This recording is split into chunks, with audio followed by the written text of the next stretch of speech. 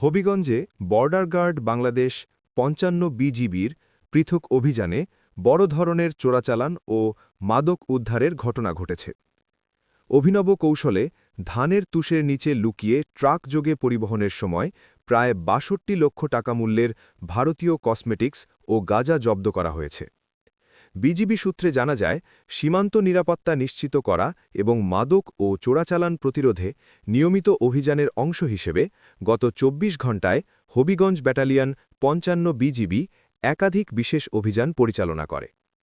গোপন সংবাদের ভিত্তিতে গত ১৫ জানুয়ারি ২০২৬ তারিখে ৫৫ বিজিবির একটি বিশেষ টহল দল হবিগঞ্জ জেলার মাধবপুর উপজেলায় ঢাকা-সিলেট মহাসড়কের জগদীশপুর মুক্তিযোদ্ধা চত্বর এলাকায় কৌশলগতভাবে অবস্থান নেয়।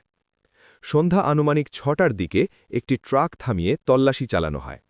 এ সময় ট্রাকের ভেতরে ধানের তুষভর্তি বস্তার নিচে অভিনব কায়দায় লুকানো অবস্থায় বিপুল পরিমাণ ভারতীয় অবৈধ কসমেটিক্স উদ্ধার করা হয়। ঘটনাস্থলেই এসব পণ্য জব্দ করা হয়। এদিকে একই দিন রাতে হবিগঞ্জ জেলার চুনারুঘাট উপজেলার চিমটিবিল বিওপির একটি বিশেষ টহল দল সীমান্ত থেকে প্রায় ৫০০ গজ বাংলাদেশের অভ্যন্তরে খাসপাড়া রাবার বাগান এলাকায় অভিযান চালায়।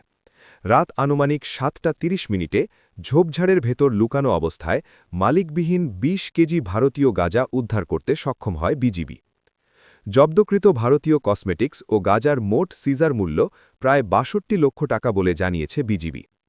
উদ্ধারকৃত মাদক ও চোরাই পণ্য আইনানুগ প্রক্রিয়ায় হবিগঞ্জ কাস্টমস ও মাদকদ্রব্য নিয়ন্ত্রণ অধিদপ্তরের কাছে হস্তান্তরের প্রক্রিয়া চলমান রয়েছে। একই সঙ্গে চোরাচালান চক্রকে শনাক্ত ও গ্রেফতারে বিজিবির গোয়েন্দা তৎপরতা জোরদার করা হয়েছে। মাদক ও চোরাচালান প্রতিরোধে সীমান্তবর্তী জনগণকে আরও সচেতন হয়ে বিজিবিকে সহযোগিতা করার আহ্বান জানিয়েছে বর্ডার গার্ড বাংলাদেশ।